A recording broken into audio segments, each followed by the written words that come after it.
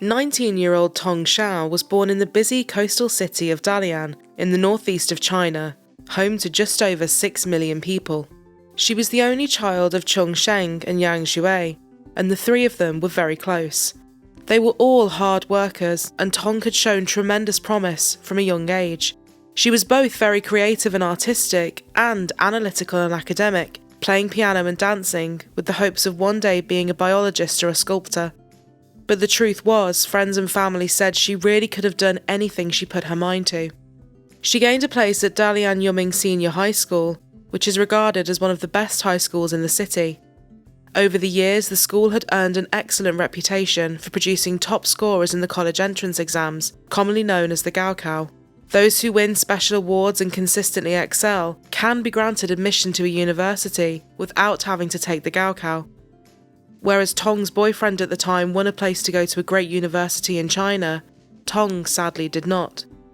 She was naturally upset, having worked so hard for it, and this meant her plans were very much up in the air. She now needed to rethink where she would go and what she would study.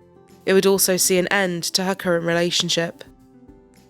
She decided to make a big leap and push herself more out of her comfort zone than ever by planning on moving to the United States to attend Iowa State University and study chemical engineering. Her ever-supportive parents gave their life savings, the equivalent of $100,000, to support her and the big move. She needed to get a few more things ticked off, including the English foreign language exam. In July 2011 in Beijing, while studying for the exam, Tong met Xinyan Li, who was studying English as well. Li was also set to go to the United States, to the Rochester Institute of Technology in New York. The pair hit it off and shared a lot in common, especially as they were both about to make the same huge move to the same country at the same time. Tong's parents met Li shortly after and said that although he seemed respectful, shy and quiet, they didn't think the pair were right for the long term. A few others shared the same view. But Tong assured everyone that the pair weren't exclusive or official, and things between them were quite casual. In September 2012, Tong finally joined Iowa State University, maintaining high grades from the start and throwing herself into all aspects of college life. Her friends said when she wasn't studying, she filled her time with dancing, socializing at parties, and teaching Chinese to other students. She made friends easily and was particularly close to the girls she lived with. Tong was the oldest of the three roommates, but they all called her little sister because she was the smallest of them, standing at 5'2". Her roommate and best friend Jean said Tong was so smart it drove everyone crazy. She was someone that was always saying she needed to study more, but would consistently come out with straight A's, and was always top of the class. She and Li were still talking long distance, but he soon made quite a surprising decision. He decided he could no longer do the almost 1,000 miles between them and asked to transfer to Iowa State University too. But he didn't have a place to stay and his classes wouldn't start for a while, so he temporarily moved in with Tong and her roommates. Although they said they initially didn't mind, they did admit living with him was awkward. He didn't socialise, he didn't make an effort with any of them, and he didn't help with any chores, leaving mess everywhere. He didn't like Tong being out and away from him, wanting to know where she was and who she was with all the time. Tong was still adamant that they weren't official and was now growing tired of his possessive behaviour.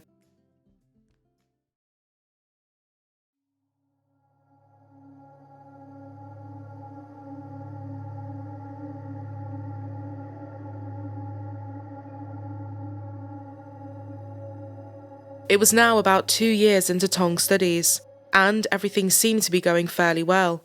To the relief of her roommates, Li was now in his own apartment and officially enrolled in his own classes. But Tong was growing more and more distant from him, telling people she wanted to break things off properly and move on. Further issues had arisen when Li gave police Tong's address as his own when he was pulled over for traffic violations. This created more issues with Tong and her roommates, to the point where they didn't even like his name being mentioned and no longer wanted him to visit. On September 3rd, 2014, Tong spoke to one of her friends, who had recently become something more. The pair had been talking for a while and romantic feelings were growing between them. She said the relationship between she and Lee was just causing issues and she wasn't happy and hadn't been for a long time.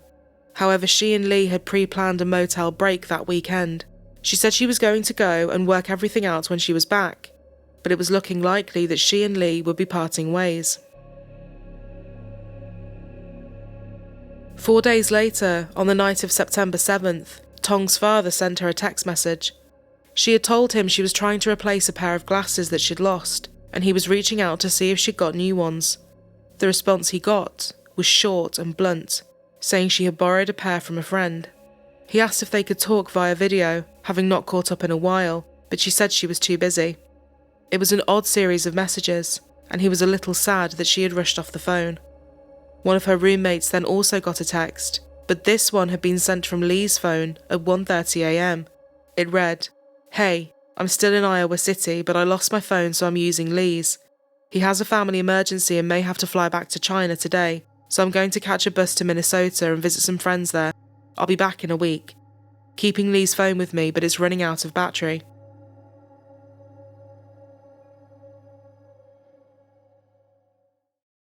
Monday, the 8th of September, 2014.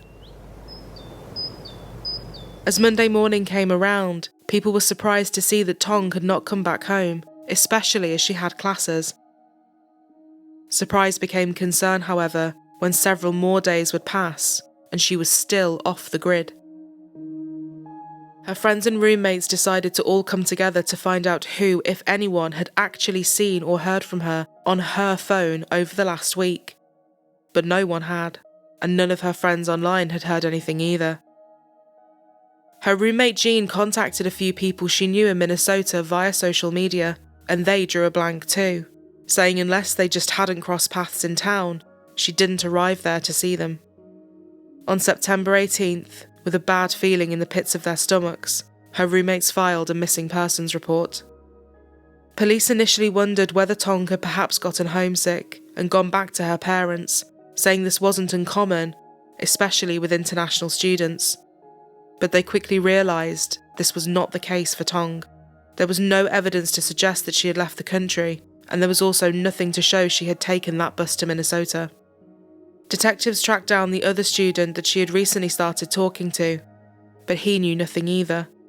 Whatever they had between them was very new, and he said he didn't even really know her well enough yet to recognise that this was out of character, hence the reason he hadn't reported her missing.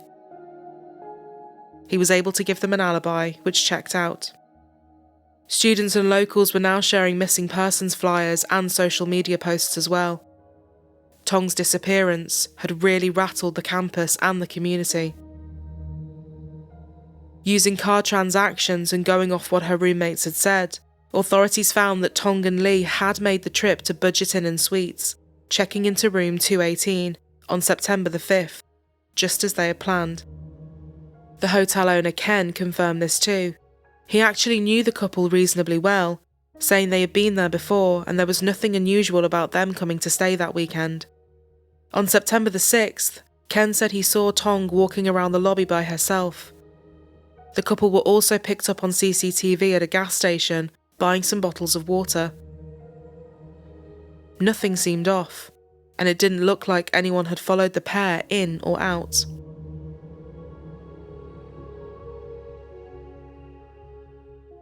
However, on the morning of Sunday, September the 7th, Ken said he had noticed that Tong's car was now gone, and as the room was now empty, it seemed the pair had left in the early morning hours of September the 6th, but no one had actually checked them out officially. While the hotel had cameras, annoyingly there was a glitch in the system, and any footage of them checking out had not been picked up.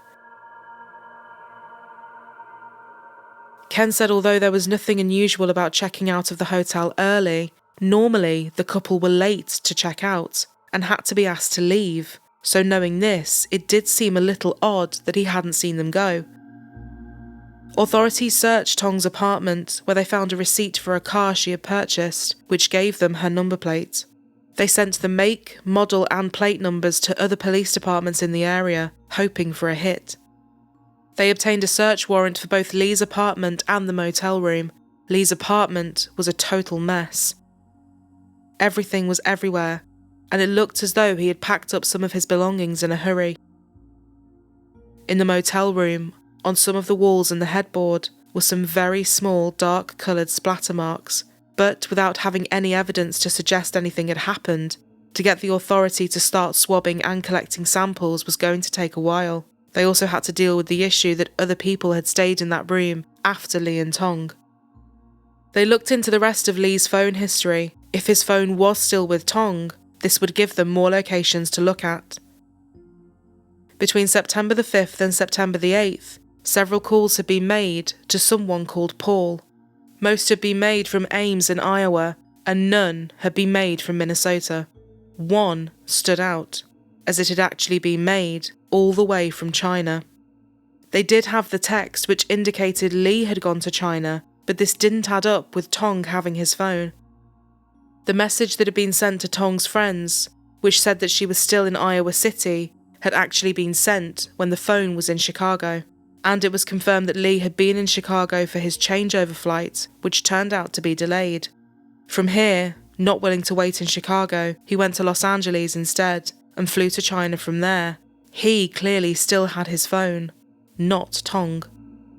Paul, the man who had received so many calls, agreed to do an interview with the police. He told them that Lee had reached out to him, asking for help to buy a ticket to China. Paul was confused as he knew that Lee still had classes, but Lee said it was an emergency and didn't elaborate any further. Paul asked him if he needed a return ticket, but Lee said no.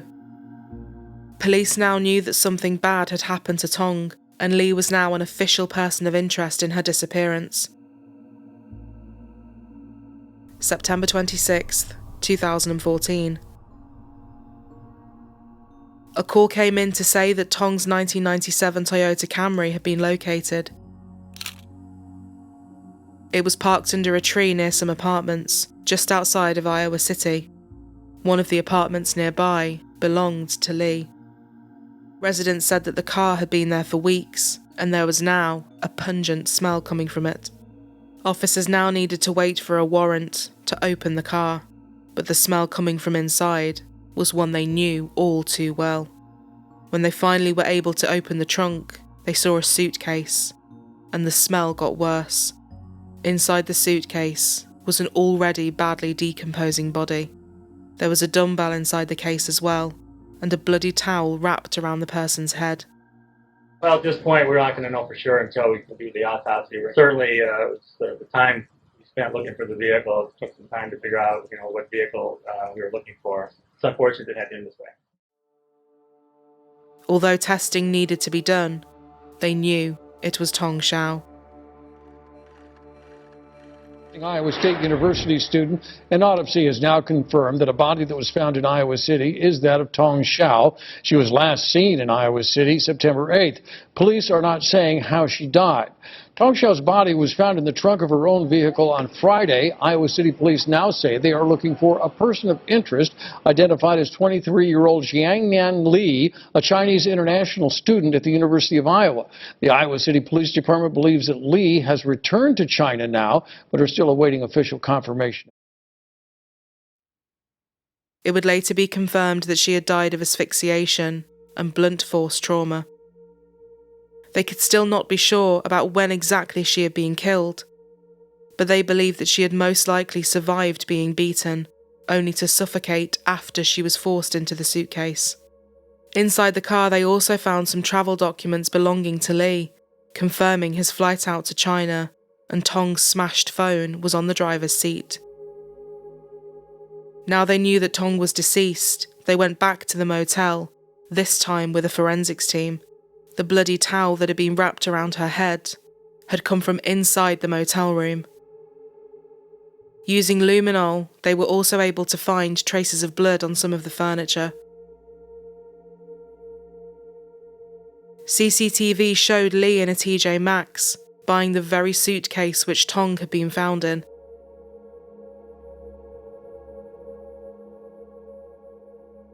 He spent a lot of time in the shop, comparing sizes and wheeling the cases around.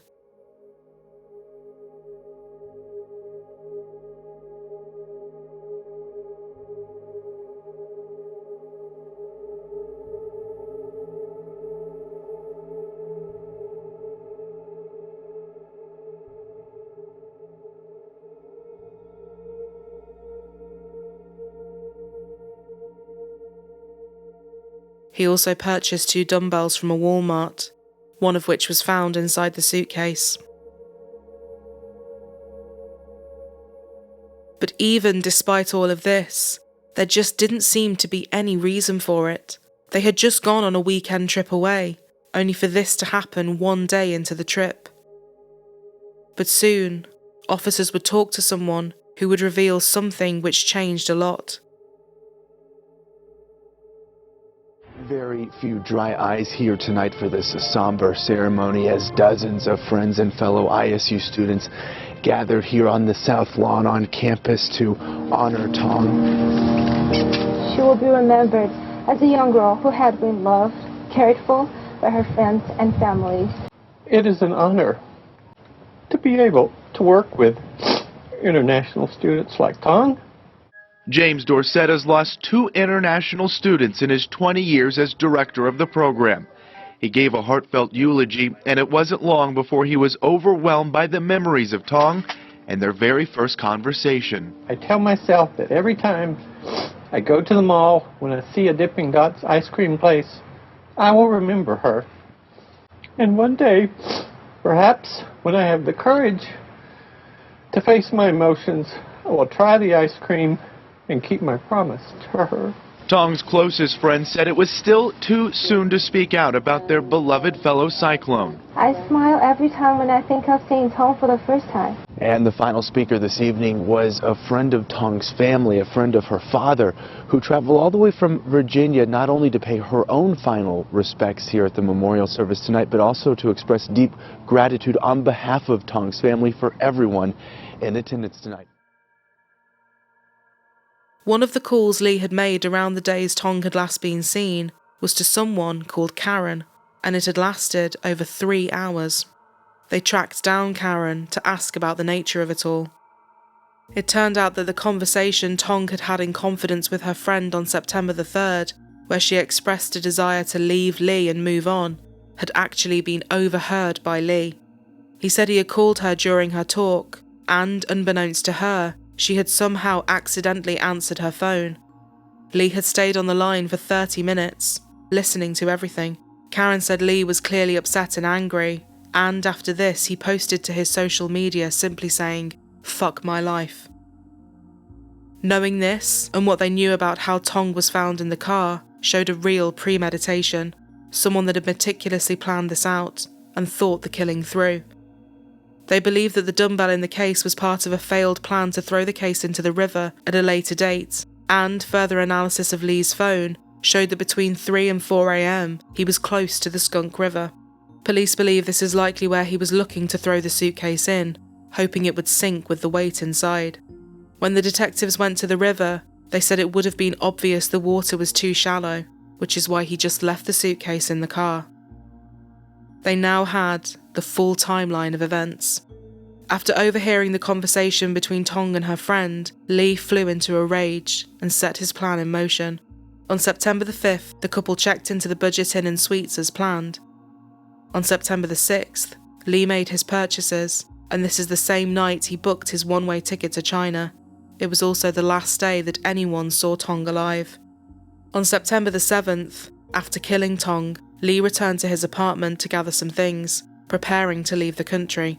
He drove around debating on throwing the case into the Skunk River, eventually deciding against it, and just leaving it in the car instead. He then used his phone pretending to be Tong, texting her friends and Tong's father, to bide himself more time. On September the 8th, Lee was in Chicago. He bought a ticket to Los Angeles, and a day later, he was back on the way to China, and on the run. It wouldn't be until March 2015 that an arrest warrant was issued for Lee, but by this point, he was nowhere to be found. China does not have an extradition treaty with the United States, and this filled the police with dread, knowing they might not be able to do anything at all. Even a world away, this case is on the minds of many and making headlines in Chinese culture. I spoke with a professor tonight studying Chinese culture.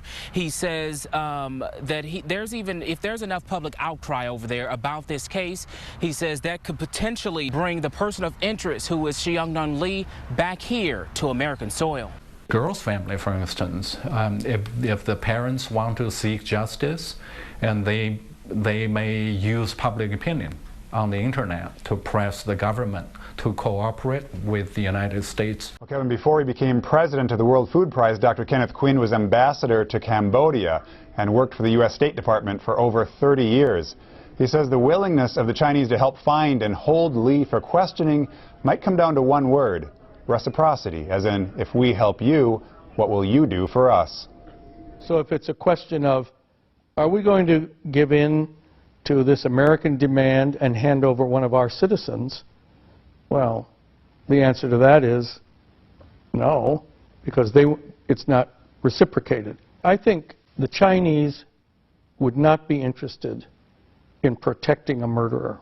This is their citizen that has been killed in another country. They will certainly want to have that resolved. Ambassador Quinn says one possible scenario could be the Chinese requesting to run this case through their own legal system, since the person of interest and the victim are both their citizens. He says he doubts the Chinese would just turn Lee over to the U.S., but as you heard Quinn say, there could be some diplomatic solutions, more informal ideas where both governments agree to something beneficial for both sides.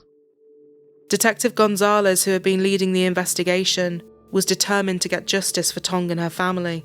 He said, "The one clear message I wanted to send is, if something horrible happens to you like that, no matter what it takes, we're not going to stop. I don't care where you're from, what country you went to, where you fled to.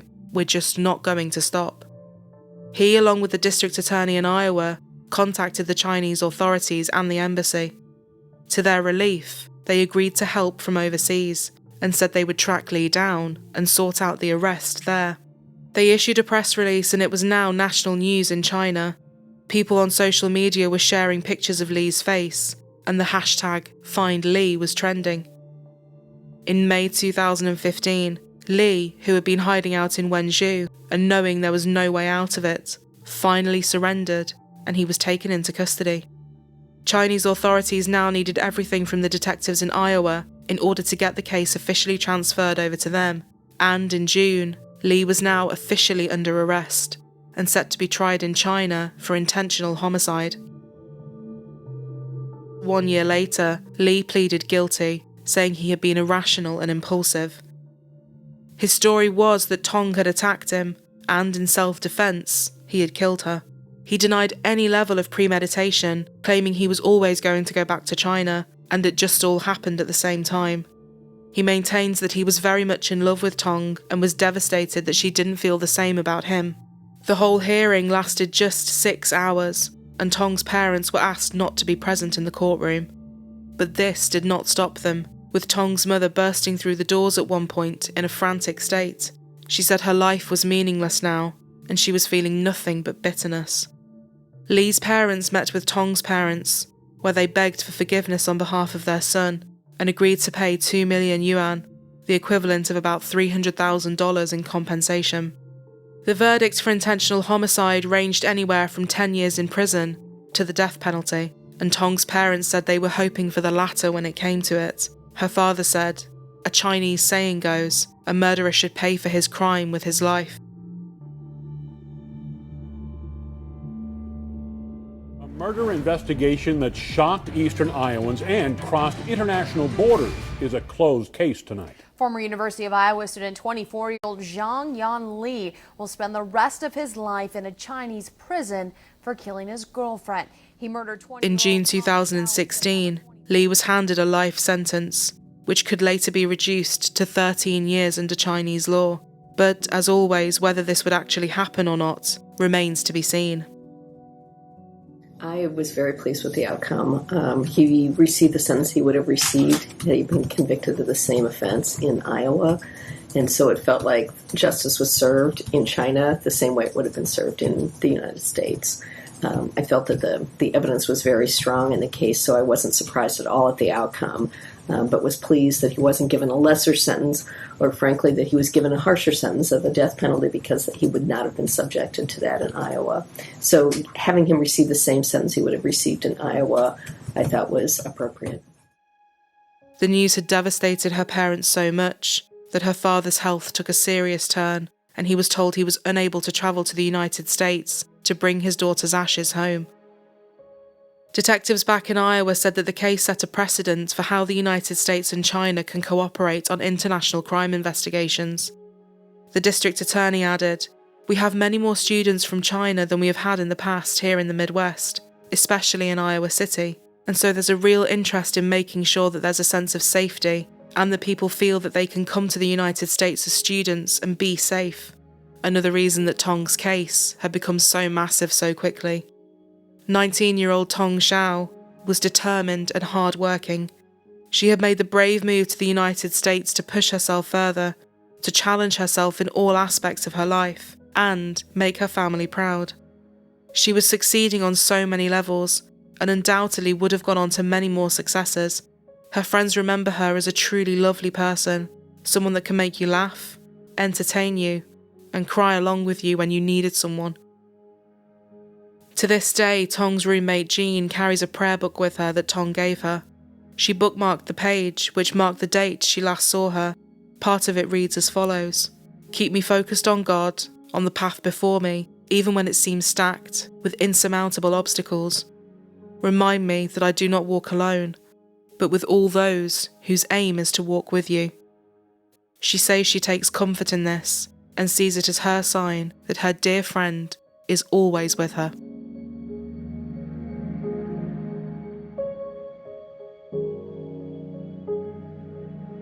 Thank you all for tuning in, and we hope you found this video interesting.